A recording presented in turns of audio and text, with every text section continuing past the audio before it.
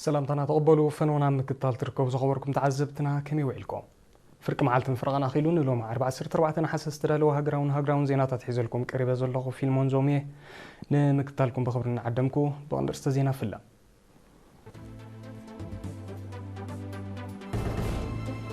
ጨንፈርት ምርት ዞባ ደቡብ ንኣብነታውያን መምሃራን ደቂ ኣንስትዮ ሸሊሞም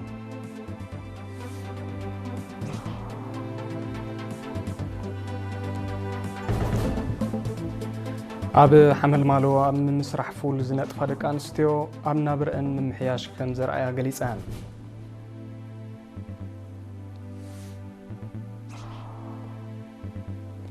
ኣብ ዞባ ማእከል ትሕዝቶ ባንክ ደም ንምስሳን ልዕሊ 130 ክረፂት ደም ተለጊሶም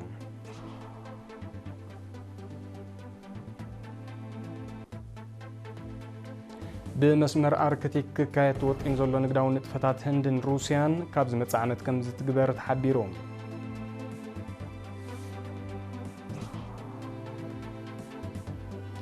قريخ وتهدراو عقمان من معوال كاب إسرائيل واقع لعلي 4 بليون دولارات وارك تشمت مديبا بريزيدنت بوتين نهاجرون جابان نابز كراخر دسيتات كوري العودة بمكيادو كاب جابان تقاومو قتيمو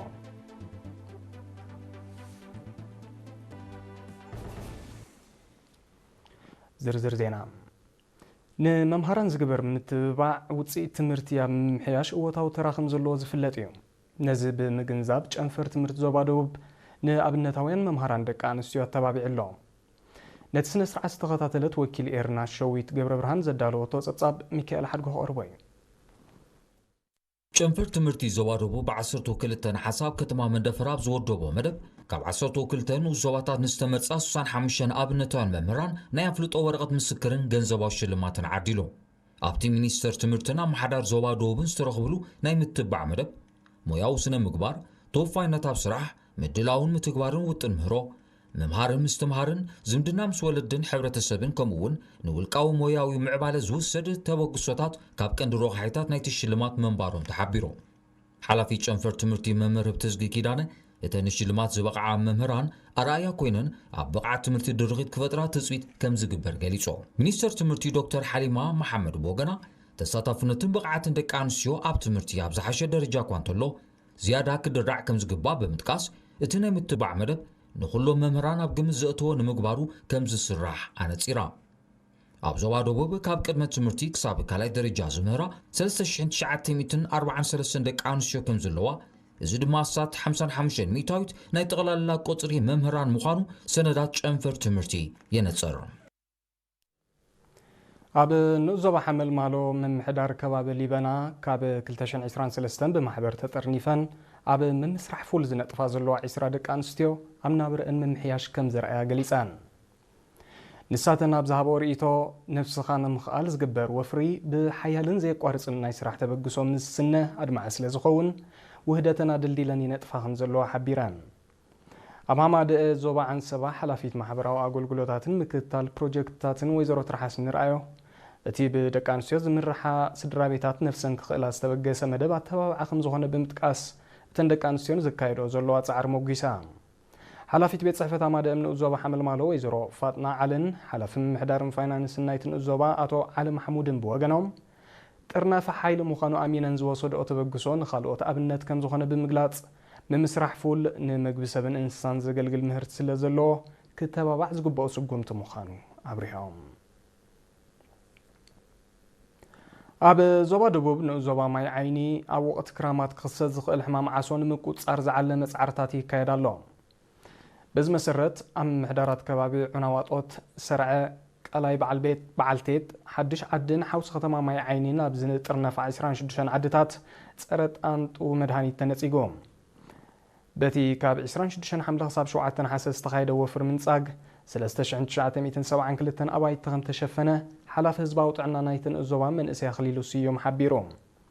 መንእሰይ ኣኽሊሉ ስዒቡ እቲ ዝተኻየደ ንጥፈት ኣድማዕ ውፅኢት ንኽርከቦ ነበርቲ ስሩዕ ወፍራታት ብምውዳብ ከባቢኦም ብፅሬት ክሕዙን ኣብ ትሕቲ መድሃኒት ዝተሰበነ ናውንስያ ክድቁሱና ዘኻኺሮም ሓላፊ ኮማዊ ሆስፒታል ንእዞባ ማይ ዓይንን ነርስ ተስፎ ገብሪ ህይወት ብወገኑ ወፍሪ ምንፃግ መድሃኒት ተርኡ ምቁፅፃር ሕማም ዓሶ ልዑል ምዃኑ ብምጥቃስ ነበርቲ ምልክት ሕማም ዓሶም ዝስምዖም ተቐላጢፎም ናብ ሕክምና ክመጹ ተላብዮም ኣብ ዞባ ማእከል ትሕዝቶ ሃገራዊ ባንክ ደም ብምስሳን ዘይትትካእ ህይወት ንምድሓን 133 ቅርጺ ደም ተለጊሱ ኣብቲ ካብ 27 ሓምለ ክሳብ 8 ነሓሰ ዝተኻየደ ወለንታዊ ልግሲ ደም ክፍሊ ማይ ጨንፈር ሕግን ስርዓትን ማእከላይ ቤት ጽሕፈት ምምሕዳር ዞባ ክፍሊ ህንፃዊ ልምዓት ጨንፈር ህዝባዊ ምዝገባ ጨንፈር ህዝባዊ ቤት ንባብ ከምኡውን ማሕበር ገዳይም ተጋድልቲ ብሌቃ ተሳቲፎም እቲ መደብ ነቲ ኣብ እዋን ክራማት ዘጋጥም ሕፅረት ቀረብ ደም ንምምላእ ከም ተኻየደ ካብ ወደት ዝተረኸበ ሓበሬታ ነፂሮም ሃገራዊ ባንክ ደም ኤርትራ ደቂ ኣንስትዮ ብዓመት 3 ግዜ ደቂ ተባዕትዮ ድማ 4 ግዜ ክልግሱ ከም ዝኽእሉ ይሕብር ኣብ ዝተፈላለዩ ሃገራት ዝነብሩ ዜጋታት ንመሰሰን ማዕከን ሕድሪ ሰማእታትን ምንባይ ስድራ ስዋኣትን ወፈያታት ከም ዝገበሩ ሚኒስትሪ ዕዮን ማሕበራዊ ድሕነትን ሓቢሮም በዚ መሰረት ኤርትራውያን ተቐማጦ ኤድመንተንን ከባቢኣን ካናዳ 127,606 ናቕፋ ኤርትራውያን ነበርቲ ሎጋን ከተማ ዩታ 3,440 ኤርትራውያን ነበርቲ ኮፐንሃገን ዴንማርክ 75,579 ናቕፋ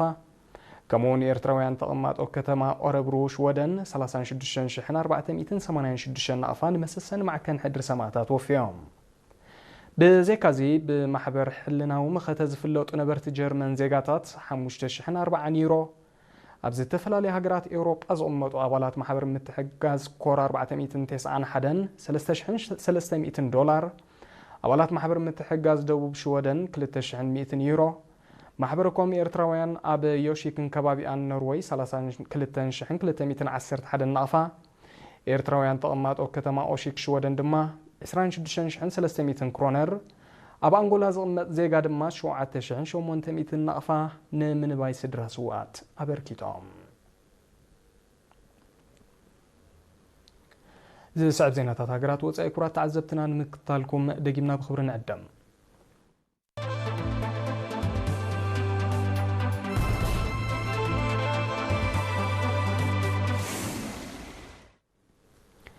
ዜና ወፃኢ ህንዲ ምስ ሩስያ ብመስመር ኣርክቲክ ተካይዶ ወጢና ዘላ ንግዳዊ ንጥፈታት ካብ ዝመጽእ ዓመት ክትግበር ከም ዝጅምር ሓቢራ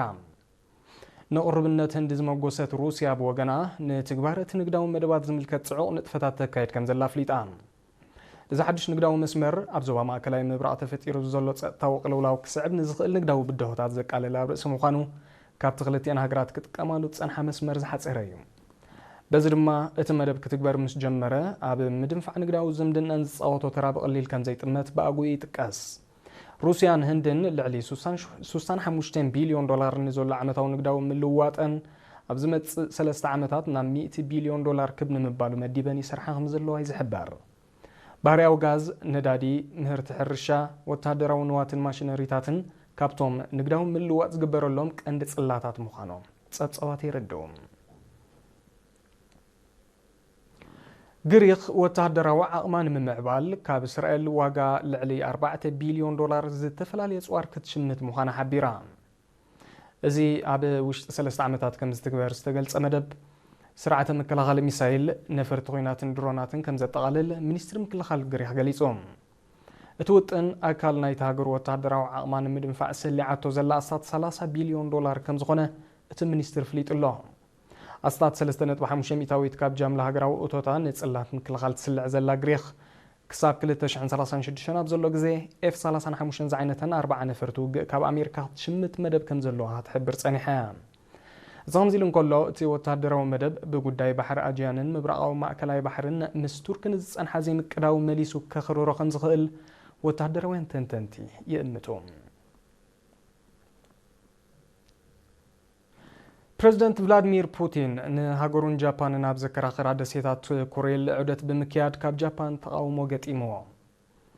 እዚ ፕሬዚደንት ፑቲን ናብተን ደሴታት ዘካየዶ ናይ ፈለማ ዑደት ኣብ መንጎ ክልቲአን ሃገራት ንዝጸንሐ ናይ እጀታ ክርክር መሊሱ ከም ዘጋድዶ ሚኒስትሪ ጉዳያት ወጻኢ ጃፓን ወቂሱሎ ሩስያ ግን እተን ደሴታት እጀታ ምዃነን ብምሕባር ነቲ ካብ ጃፓን ዝቐረበላ ወቐሳ ነጺጋቶላ ዝበዝሓ ካብተን ደሴታት ኣብ ትሕቲ ሩስያ ይመሓደራ እኳ እንተለዋ ንኽልቲአን ሃገራት ካብ 1945 ከከራኽርአን ከም ዝጸንሐ ይግለጽ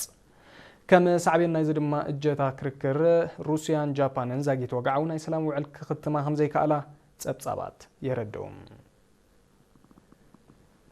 تركي نفلسطيناوያን تغبرو كل مداو دغف بزلعاله ملكو خم تقصلو بريزيدنت طيب اردوغان حبيروم بريزيدنت اردوغان نزغلصه مس بريزيدنت رئيس محدار فلسطين محمود عباس اب كتما انكارا تركي ابزكايدو زربيو هاجرو نتيا وشمت قازان معربو جماجمن زكاي زلو تهدراو تصابوتات اسرائيل بترخن تقاومو زحبر بريزيدنت اردوغان اتي كونتات سلاماو معلو خركب تكايدو صعرخم تحيلو رديوم تركي سعود عربن باكستان نابز حلف أربع معلتات زختهم سلساوت تهدراو وعل زباو تصفانمو حاس هوتاو أبركتو خمزه اللواون أبتركب أميتهم نتبقسو ترك زمقوسة بريزيدنت محمود عباس بوغنو فلسطين مس ترك زلوا كل مداو زمدناتات مسفح كانت تسرحن تسيروم إسرائيل كاد مودات هالتشان إسران سلسنا وشمت كازاو تهدراو وفرخة كايد كمزلاز فلت كوينو تركي نتوفر زلوا تقاومو كتقلت أني حلا أب أفغانستان بجمجام حدا خب 10 تقلعو أب درجة عصبة وديوهم زلوا تصابات ود حورات هاجرات جليصهم بزم سرت أبتا إسياويت هاجرات استات 4 مليون قلعو بتر يتطيعهم كم زلوا خفل تخيل اللهم أستات حدث يسوخ بزب أفغانستان حدا قات إميت تقاليعهم زلوا ود بحورات هاجرات أبز حلف ورح حمل مجلات وذكريهم اتخستت سعبينات نايتي كاب كلتشان حدن كساب كلتشان عسران حدنا بأفغانستان استخيايدا قداما وتهدرهم نتقطاو مخاني تقاس أمريكا عسر عمتات بتهاجر زكايدو تهدراو وفري أب كلتشان عسران حدن كبقعو كان تخاله حدقتاتو جنا يقصل كم زليوم تصابصازت أصوم أبزوان زي أب مونغو أفغانستان باكستان تخاصيتو زلو تهدراو متفنان نتخنتات مليسو قاديدو خمزلو نيك ربات عزبتي يقلصوم أفغانستان ببحريو تصقاتات بقوندو خاب خبرات معدنات هابتام كان تخنت بسنك تاو تصقامات أبربحا أخطو علو خنزي كالت يحبار متن استراتيجيكاوي مخزن نداد أمريكا وشت 43 عامتات نفلم أوان نفس تحت درجة 5 ورده تصابات ساعات تهاجر حبيرام اتي كزون متن أبز وانزي تحتي 300 مليون برميل وريدو 5 لزقلوت ستم تصابات اتخستت دحرش عند 983 ناي مجمريا مخان ورديهم متأنا هلخنت مزينكي اتأهازنا بتحت 350 مليون برميل كورد كان زخيلي مزلو أبزوما ماكلاي مبرأة تخصيت زلوت تاون وتهدراون قلولاو كما ممكنات يوكرين كفيلاو تنك نايت من كل قال كخون كان زخيل يتقاس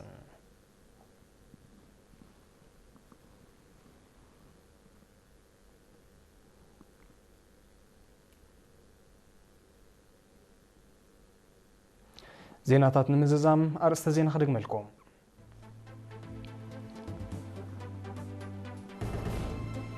شنفر تمرت زوادو بوب إن أبن نتاويان ممهران دك أنستيو شليمو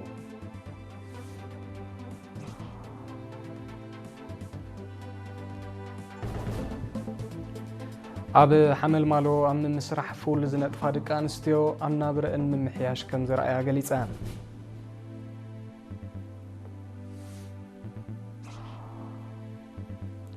أبزوها ماكل تحستو بانك دم نمسسان لعلي 230 كرسي دم تلقيسوم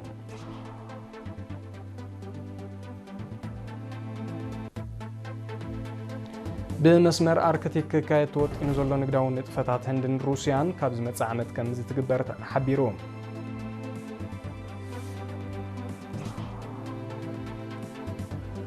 غريخ وتهدراو عقمان من معبال كاب إسرائيل واقع لعلي 4 بليون دولارات صوار كتشمت مدبا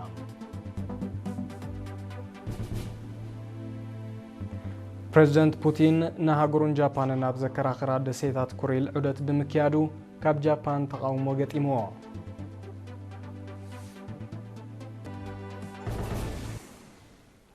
لساعة تزستدالو زيناتات تزازي من اللوم ستروف مدواتنا نحدقوكم بوغني سلام علتي